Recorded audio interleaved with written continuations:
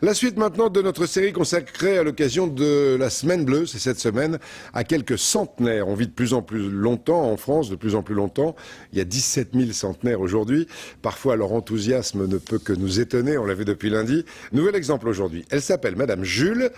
Elle a 101 ans, elle est d'origine italienne, elle adore toujours faire des pâtes et le faire savoir d'ailleurs aux autres. À la Farlette dans le Var avec elle, Fatima Medouni et Jean-Marc Martineau. 2 fois par semaine, Marguerite Jules, dite Rita, se rend au marché. À ses côtés, son auxiliaire de vie.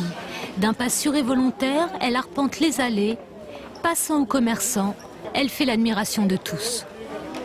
101 ans, regarde comme elle est fraîche là. Hein? Moi, je ne le compte plus. Vous ne les comptez plus, mais vous avez raison. Alors, vous avez connu l'ancien franc, le nouveau franc, l'euro. Elle séduit par ses connaissances et par un doux petit accent venu tout droit d'Italie. De son enfance, passée dans le Piémont, elle a gardé l'amour des pâtes, plus exactement de la fabrication des pâtes. T'as appris où à faire les pâtes? Mais appris. En Italie, ma mère m'a appris. J'étais jeune comme vous. Et voilà, et ma mère m'a appris et je continue. Son plaisir, transmettre son savoir-faire aux enfants. En quelques minutes, la salle du centre aéré se transforme en petite fabrique artisanale. Elle est venue pour nous, donc c'est gentil. Et en plus, elle voit pas très bien, alors je sais pas comment elle fait pour réussir. C'est impressionnant, elle fait ça au toucher. Ça m'impressionne parce que quand même elle est plus trop si jeune. Pour eux, c'est important de voir qu'une personne si âgée soit aussi habile, leur explique avec beaucoup d'amour et de patience tout ce qu'elle sait faire. Et donc de passer comme ça cette tradition à ces enfants-là. C'est extraordinaire quoi, de voir à cet âge-là d'être aussi... c'est une leçon de la vie, on va dire. Bravo, il est bien pétri. Ça va. Ça va, enfin presque. Ouais, en fait, ça se colle tout le temps et ça gêne quand tu veux te gratter ou quoi. Un peu espiègle, la centenaire se livre ensuite au jeu des questions.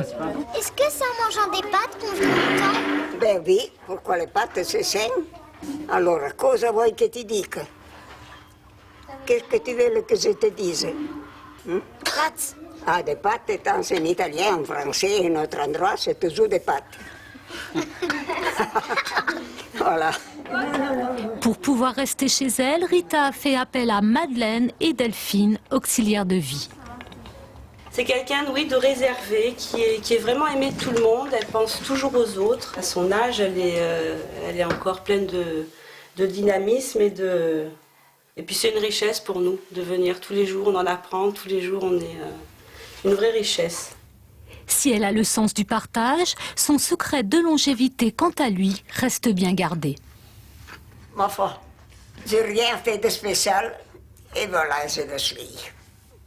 C'était le destin comme ça. Tant que ça va pas pire, c'est pas comme les vieux. Mon Dieu, mon Dieu. Quel que soit l'âge, l'important est d'être bien entouré. C'est ce que pense notre centenaire à chaque visite d'Henri, son voisin, âgé de 87 ans.